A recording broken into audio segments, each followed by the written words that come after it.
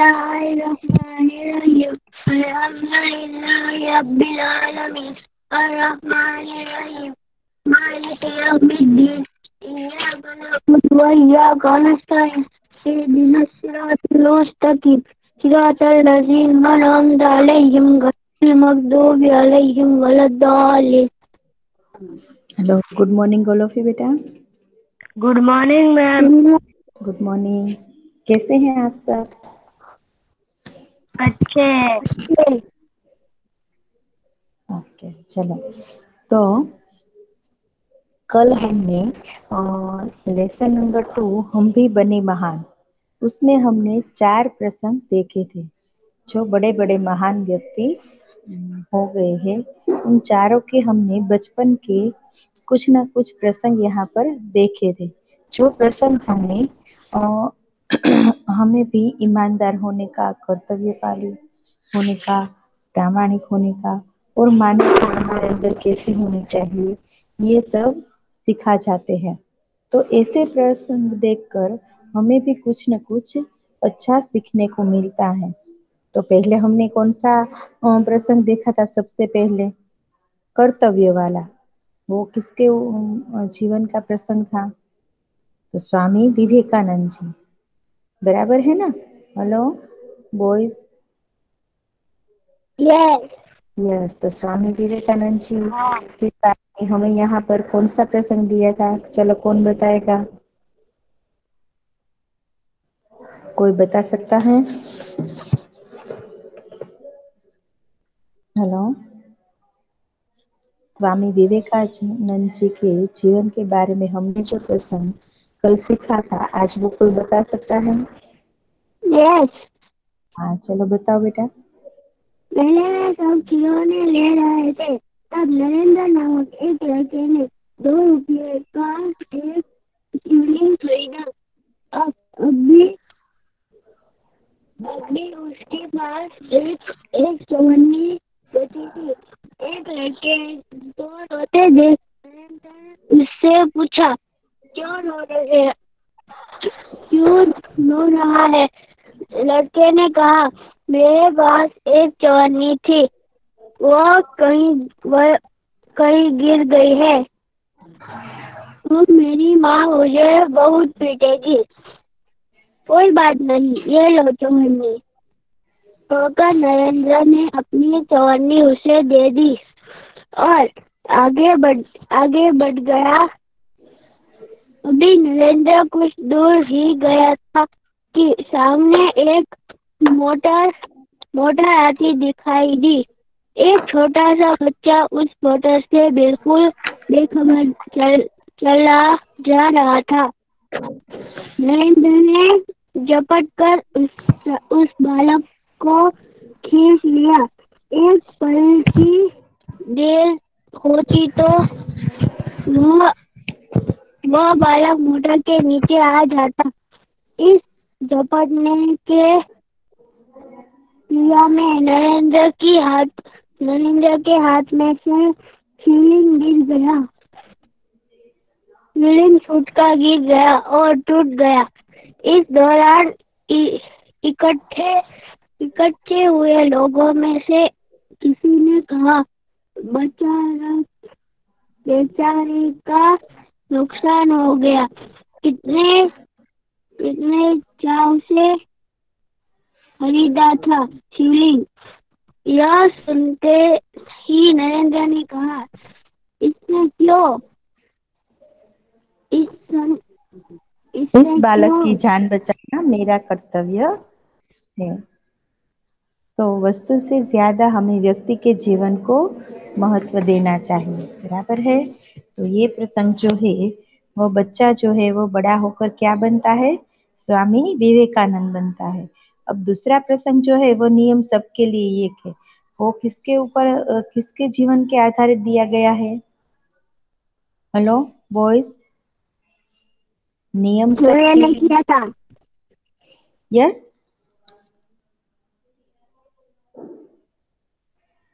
किसके जीवन के आधारित? नहीं किया था। गोपाल कृष्ण गोखले के जीवन का वो नहीं किया था जो स्कूल में? नो। कर लिया था बेटा, शायद कल तुम एब्सेंट थे। नो मैम प्रेजेंट ही था आपका, अब बार बार लेफ्ट हो जाए ऐसे ना, इसलिए बाकी रह गया। ओके चलो, तो आज ही से रिवाइज कर लेते हैं। ओके बेटा, तो नियम सबके लिए एक ही। तो यहाँ पर हमें गोपाल कृष्ण गोखले जो बड़े होकर बहुत बड़े देश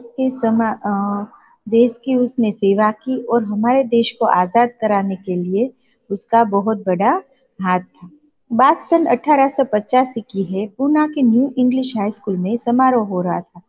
प्रमुख द्वार पर एक स्वयंसेवक नियुक्त थे, जिससे यह कर्तव्य भार दिया गया था कि आने वाले अतिथियों के निमंत्रण पत्र देखकर ही उसे एंट्री देनी है। तो 1885 में जब गोपाल कृष्ण गोखले जी हाई स्कूल में पढ़ाई कर रहे थे, तो उसके स्कूल में एक समारोह था, यानी कि प्रोग्राम था।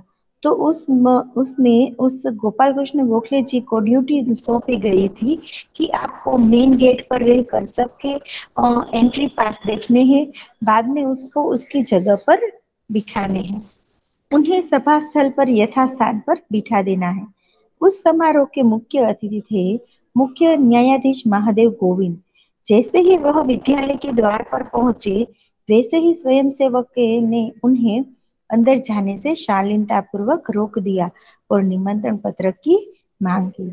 उसे तो ड्यूटी सौंपी गई थी कि आपको मेन गेट पर रहकर सभी के एंट्री पास देखकर ही उसे एंट्री देनी है और उसे उसकी जगह पर बिठा देना है। तो उसके साथ क्या हुआ कि जो इस प्रोग्राम के मेन गेस्ट थे, मुख्य अतिथि जो थे, उसके पास एंट्री पास नहीं था और उसका नाम, वो थे मुख्य न्यायाधीश थे और उसका नाम था महादेव गोविंद। तो जैसे ही उस अंदर जाने लगे, तो स्वयंसेवक ने उसे अंदर जाने से विनय पूर्वक रोक लिया और निमंत्रण पत्र की मांग की। तो वो तो कहने लगे, बेटा मेरे पास तो निमंत्रण पत्र नहीं है। तो जो वो न्यायाधीश जो थे वो कहने लगे कि बेटा मेरे पास निमंत्रण पत्र नहीं है। तब तो गोपाल कृष्ण गोखले जी ने कहा कि क्षमा कीजिए, तो आप अंदर नहीं जा सकेंगे, क्योंकि हमारे यहाँ का मुझे ड्यूटी सौंपी गई है कि किसी को भी निमंत्रण पत्र के बिना अंदर नहीं जाने देना है। तो स्वयंसेवक का नम्रतापूर्ण उत्तर था।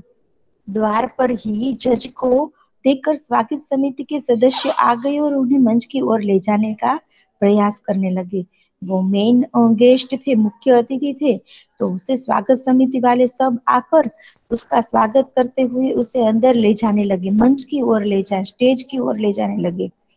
तो पर स्वयंसेवक ने आगे बढ़कर कहा, श्रीमान, मेरे कार्य में यदि स्वागत समिति के सदस्य ही रोड़ा अटकाएंगे, तो फिर मैं अपना काम कैसे कर पाऊंगा।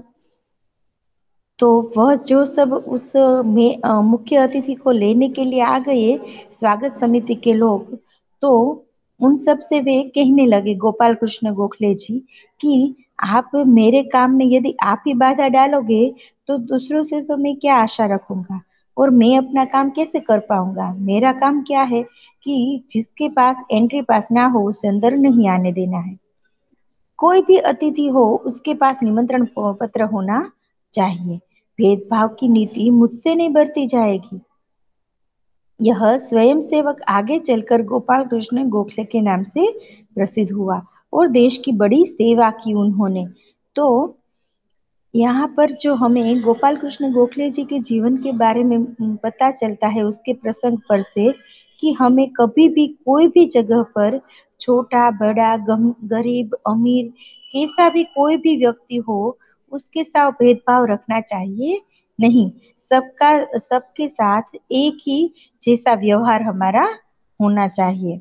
तो आप सबको ये किस्सा समझ में आ गया, प्रसंग समझ में आ गया बेटा? हेलो। यस। हाँ, तो क्या क्या था इस प्रसंग में? चलो, कोई मुझे बता सकता है?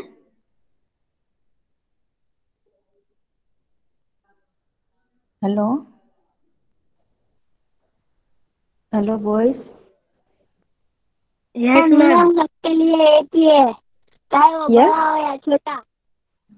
यस, बड़ा हो या छोटा, नियम सबके लिए एक होना चाहिए।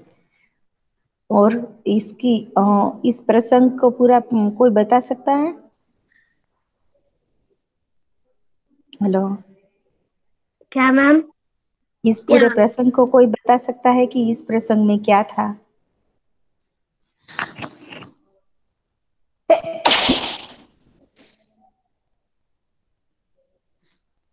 हेलो।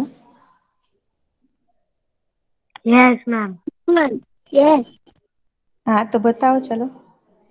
इसे रीड करके नहीं सुनना है मुझे, ऐसे ही सुनना है, आपके जैसे स्टोरी कोई कह रहे हो ऐसे। हेलो।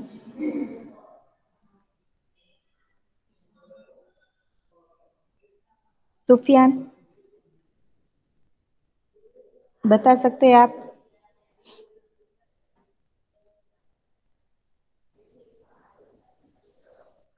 ओके चलो, एक बार मैं फिर से इसे थोड़ा बहुत रिवाइज कर देती हूँ कि एक बार 1885 की बात है। पूना के न्यू इंग्लिश हाई स्कूल में एक प्रोग्राम था।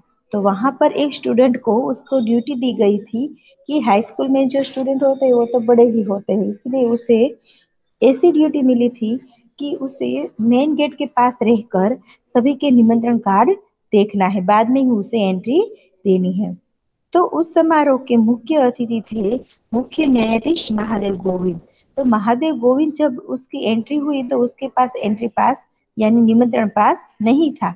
तो उस बच्चे ने, जिसे ही स्वयंसेवक को ये ड्यूटी सौंपी गई थी कि आपको जिसके पास न्याय निमंत्रण पत्र न हो उसे अंदर आने देना नहीं है। तो वह स्वयंसेवक जो है वो क्या करते हैं कि उस बच्चे को, सॉरी, उस न्यायाधीश को वो अंदर आने से रोकते हैं।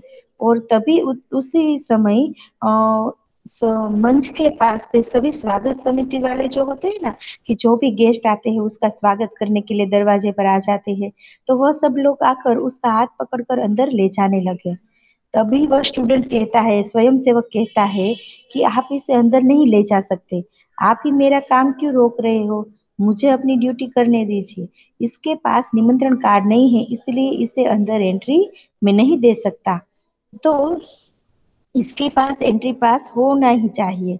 यदि उसके पास नहीं है तो मैं उसे एंट्री नहीं दे सकता, वो चाहे मुख्य अतिथि हो या और कोई गेस्ट हो। नियम सबके लिए एक है, भेदभाव की नीति मुझसे बरती नहीं जाएगी। तो आगे जाकर ये स्वयंसेवक जो है वह गोपाल कृष्ण गोखले के नाम से प्रसिद्ध होते हैं।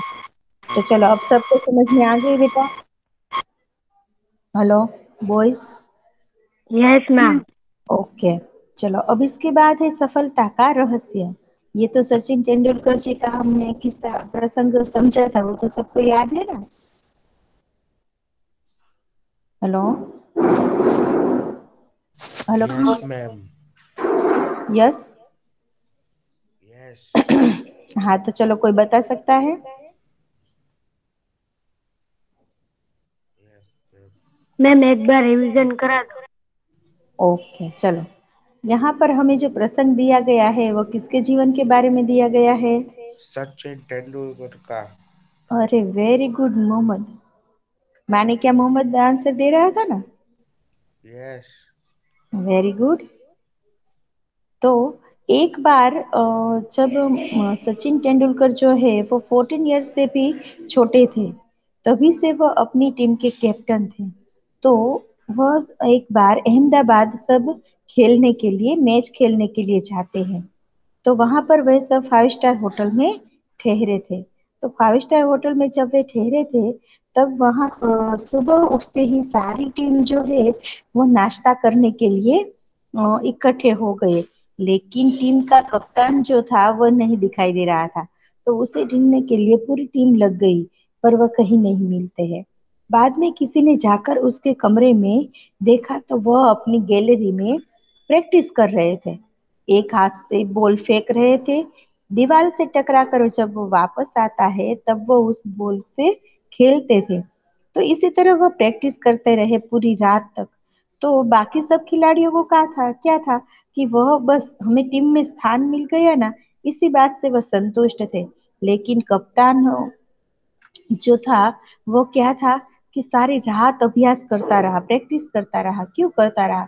क्योंकि वह अपने खेल में एकदम परफेक्ट होना चाहता था। इसलिए उसका अभ्यास एवं क्रिकेट के प्रति लगाव देखकर कोच, मैनेजर और सभी साथी खिलाड़ी जो है वो दंग रह जाते हैं। तो आगे चलकर इसी लड़के क्रिकेट जगत में महान सफलता प्राप्त की थी। तो कई विश्व रिकॉर्ड भी इसने बनाया था। तो किसी ने उसकी सफलता के रहस्य के बारे में पूछा तो उसने एकदम विनयता पूर्वक आंसर दिया कि मैं हर मैच को 3 बार खेलता हूँ। कितनी बार खेलते हैं वो?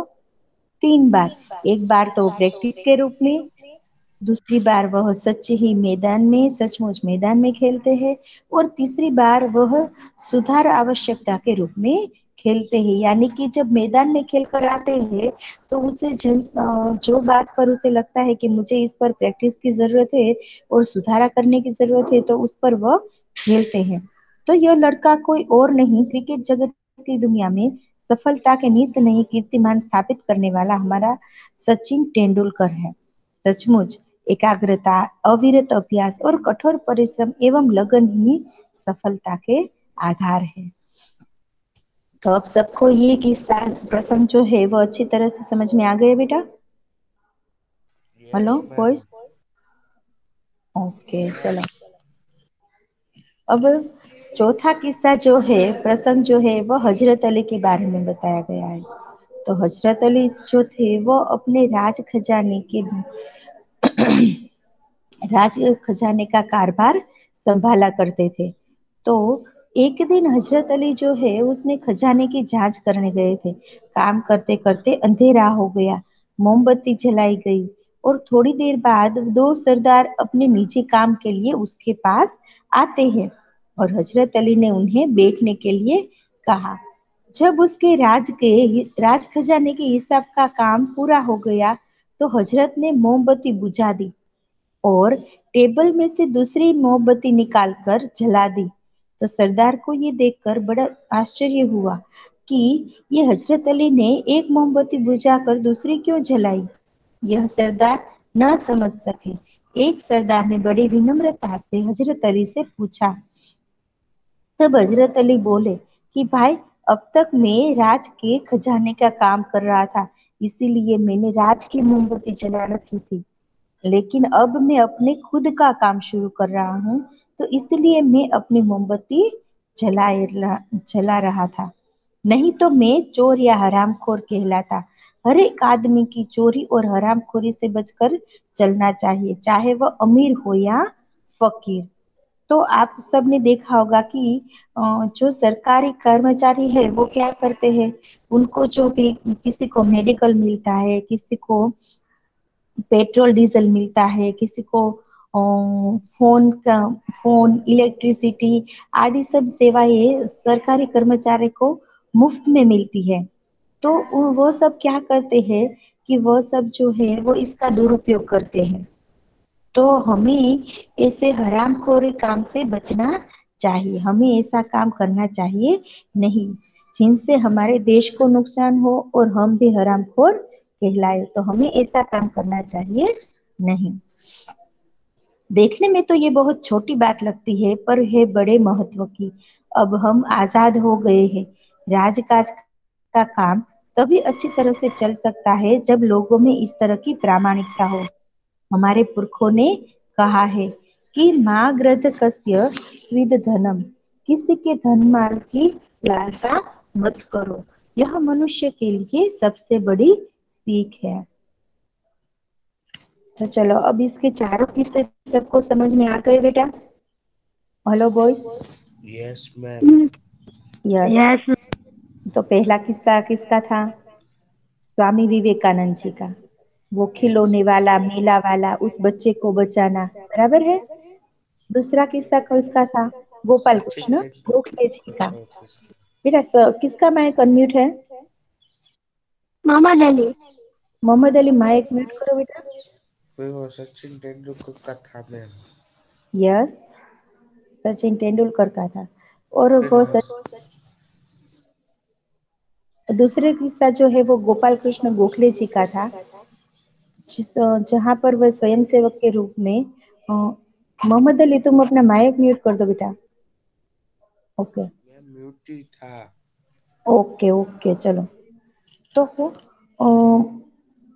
वहां पर वह स्वयं सेवक के रूप में उसे जो ड्यूटी सौंपी गई थी वो अच्छी तरह से उसने ड्यूटी की। उसने किसी के साथ भेदभाव किए बिना, मुख्य अतिथि भी उसके लिए वही थे और कोई और गेस्ट हो तो वो भी उसके लिए ऐसा ही था। तो यहाँ पर गोपाल कृष्ण गोखले जी के से भी हमें ये सीख मिलती है कि हमें भेदभाव की नीति से बचना चाहिए। इसके बाद था सफलता का रहस्य। तो सफलता का रहस्य जो है यहाँ पर हमें किसके प्रसंग के बारे में बताया गया है? तो किसके बारे में बताया गया है? सचिन तेंदुलकर जी के बारे में। तो सचिन तेंदुलकर जो है वो जब 14 इयर्स के नीचे के थे तभी से वो इतनी प्रैक्टिस करते थे और इतना कठोर परिश्रम करते थे कि वह आगे जाकर इतने बड़े सफल क्रिकेटर बन सके। इसके बाद हमें यहाँ पर हजरत अली के बारे में बताया गया है कि हजरत अली जो थे वह कैसे थे कि वह एकदम से प्रामाणिक थे। वह किसी का दुरुपयोग नहीं करना चाहते थे। वह ईमानदार का हमें यहाँ पर दिखाई देती है उसके काम में। तो चलो, सबको ये चारों किस्से समझ में आ गया बेटा? यस। ओके चलो, अब है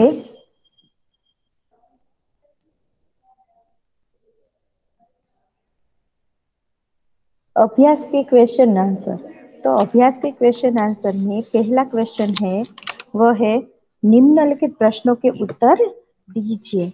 तो उसमें है नंबर 1, बच्चे को बचाने में देरी होती तो क्या होता? नंबर 1, तो वहां इसका आंसर है कि बच्चे को बचाने में देरी होती तो वह सामने से आ रही मोटर के नीचे आ जाता। क्वेश्चन नंबर 2, दूसरों की जान बचाना हमारा कर्तव्य है। आप और किन बातों को अपना कर्तव्य मानते हैं? तो दूसरों की जान बचाना हमारा कर्तव्य है और मैं इन सभी बातों को अपना कर्तव्य समझता हूँ, जैसे कि किसी को दुख न पहुंचाना, बड़ों का सम्मान करना, अन्याय को सहन न करना, कभी किसी को धोखा न देना, देश की सेवा करना और अपने देश के नियमों का पालन करना। नंबर 3, मुख्य अतिथि को द्वार पर ही रोक देना सही था, क्यों? तो समारोह में प्रवेश उन्हीं को दिया जाता था जिनके पास निमंत्रण पत्र हो। तो मुख्य अतिथि भले सम्मानीय व्यक्ति थे, परंतु उसके पास निमंत्रण पत्र नहीं था, इसलिए नियम के अनुसार उन्हें द्वार पर रोक देना ही सही था। इसके बाद है क्वेश्चन नंबर 4, आपको कहाँ कहाँ पर भेदभाव की नीतियां दिखाई देती है? तो हमारा समाज भेदभाव की नीति से अब भी मुक्त नहीं हो पाया है। परिवार में बेटा बेटी का, समाज में अमीर गरीब का, ऊंच नीच का, जाति पाति का भेद देखा जाता है। तो सरकारी और निजी कार्यालयों में भी वरिष्ठ और कनिष्ठ के बीच भी भेदभाव की नीति दिखाई देती है। इसके बाद है नंबर 5, सफल होने के लिए हमें क्या करना चाहिए? तो सफल होने के लिए हमें लक्ष्य के प्रति जरा भी लापरवाह नहीं होना चाहिए और लक्ष्य को पाने के लिए लगातार अभ्यास करना चाहिए। अभ्यास के समय दिखाई देने वाली अपनी त्रुटियों को हमें दूर करनी चाहिए। इसके बाद है नंबर 6, आज आप किसको प्रामाणिक इंसान कहते हैं?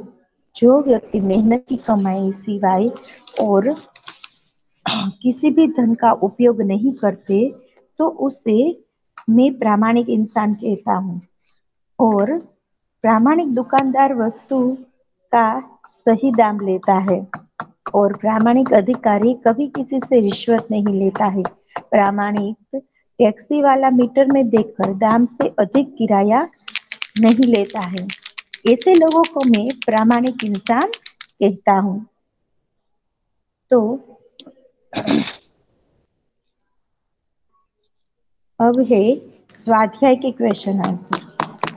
तो स्वाध्याय के क्वेश्चन आंसर में पहला क्वेश्चन है वह है लड़के के रोने का कारण क्या बताया? तो लड़के ने रोने का कारण बताते हुए कहा कि उसके पास चवन्नी थी जो कहीं गिर गई। अगर वह नहीं मिलेगी तो उसकी माँ उसे बहुत पीटेगी। इसके बाद है क्वेश्चन नंबर 2। नरेंद्र बड़ा होकर किस नाम से प्रसिद्ध हुआ? तो नरेंद्र बड़ा होकर स्वामी विवेकानंद के नाम से प्रसिद्ध हुआ। नंबर 3। इस प्रसंग में नरेंद्र में कौन कौन से गुण नजर आते हैं? तो इस प्रसंग से पता चलता है कि नरेंद्र वस्तु की अपेक्षा व्यक्ति को अधिक महत्व देता था और उनकी दृष्टि में मानवता का स्थान जो है वह सबसे ऊंचा था। द्वार पर रांडे को देखकर स्वागत समिति के सदस्यों ने क्या किया? तो द्वार पर मुख्य अतिथि को देखकर स्वागत समिति के सदस्यों ने उन्हें आदरपूर्वक मंच की ओर ले जाने का प्रयास किया। Question number 5। अल्पाहार के समय कौन नहीं दिखाई दे रहा था? तो अल्पाहार के समय क्रिकेट टीम के कप्तान नहीं दिखाई दे रहे थे। इसके बाद है क्वेश्चन नंबर 6। सफलता के क्या क्या आधार है? तो लक्ष्य के प्रति एकाग्रता, अविरत अभ्यास, कठोर परिश्रम और लगन ही सफलता के आधार है। इसके बाद है नंबर 7। हजरत अली ने एक मोमबत्ती बुझाकर दूसरी मोमबत्ती क्यों जलाई? तो हजरत अली राज का काम कर रहे थे और इसीलिए उन्होंने राज की मोमबत्ती जला रखी थी। जब उन्होंने निजी काम शुरू किया तो वह मोमबत्ती बुझाकर उन्होंने अपनी मोमबत्ती जलाई। तो इस प्रकार चोरी और इन हरामखोरी से बचने के लिए हजरत अली ने दूसरी मोमबत्ती जलाई। इसके बाद है क्वेश्चन नंबर 8। हमारे पुरखों ने क्या कहा है? तो हमारे पुरखों ने कहा है कि किसी के धन माल की लालसा मत करो। तो सबको ये क्वेश्चन समझ में आ गई बेटा? Hello, yes okay. अब है क्वेश्चन नंबर 2। निम्नलिखित प्रश्नों के उत्तर लिखिए। तो क्वेश्चन नंबर 1 है, लोगों की बात सुनकर नरेंद्र ने क्या कहा? तो लोगों की बात सुनकर नरेंद्र ने कहा कि मेरा शिवलिंग तो साधारण मिट्टी का था। बालक की जान बचाने में वह टूट गया तो क्या हुआ? शिवलिंग को बचाने की अपेक्षा मुझे बालक की जान बचाना मेरा पहला कर्तव्य है। तो इसके बाद क्वेश्चन नंबर 2। रांडे को किसने रोका और क्यों? तो मुख्य मुख्य अतिथि को द्वार पर नियुक्त स्वयंसेवक ने रोका। जो स्वयंसेवक को ड्यूटी सौंपी गई थी उसने मुख्य अतिथि को रोका। पूना के न्यू इंग्लिश हाई स्कूल में समारोह हो रहा था, यानी कि प्रोग्राम हो रहा था। तो प्रमुख द्वार पर नियुक्त स्वयंसेवक को ये जिम्मेदारी सौंपी गई थी कि वह अतिथियों को प्रवेश दे के जिनके पास निमंत्रण पत्र हो उसे ही प्रवेश दे, बाकी किसी को नहीं। तो यहाँ पर मुख्य अतिथि समारोह के मुख्य अतिथि महादेव गोविंद थे, लेकिन उसके पास निमंत्रण पत्र नहीं था, तो इसीलिए स्वयंसेवक ने उन्हें रोका। इसके बाद है क्वेश्चन नंबर 3। कोच, मैनेजर और साथी खिलाड़ी क्यों दंग रह गए? तो अल्पाहार के समय अल्पाहार के लिए सब हाजिर थे, परंतु टीम का कप्तान कहीं नहीं दिखाई दे रहा था। तो पूरी टीम उससे ढूंढने में लग गई, पर वह कहीं नजर नहीं आया। तो आखिर किसी ने उसे उसके कमरे की गैलरी में देखा और वह एक हाथ से गेंद दीवार पर फेंक रहा था और जब उसे टकराकर वह वापस आती थी तो दूसरे हाथ से वह गेंद को खेल रहा था। तो क्रिकेट के प्रति टीम के कप्तान का ऐसा लगाव देखकर कोच, मैनेजर और साथी खिलाड़ी सब दंग रह जाते हैं। इसके बाद है क्वेश्चन नंबर 4। राजकाज का काम कैसे अच्छी तरह से चल सकता है? तो हजरत अली जो थे वह राजकाज के लिए राज की मोमबत्ती जलाते थे और अपना काम करने के लिए वे राज की मोमबत्ती बुझाकर अपनी मोमबत्ती जलाते थे। तो निजी काम करने के लिए राज की मोमबत्ती जलाना उसकी नजर में चोरी कहलाएगी। तो राजकाज में हजरत अली जैसी प्रामाणिकता रखी जाए तो वह अच्छी तरह से चल सकती है। तो आज हम इतना ही रखते हैं। ओके, अगले लेक्चर में हम आगे समझेंगे एमसीक्यूज, एफबी और शॉर्ट क्वेश्चन आंसर, वह सब हम आगे के लेक्चर में समझेंगे। ओके बेटा, yes hello. Okay ma'am. Okay yes ma'am. Ma'am. Bye. Bye bye. Bye बेटा। Bye bye bye. Ma'am. Bye. Bye. Take care, have a nice day. Bye bye.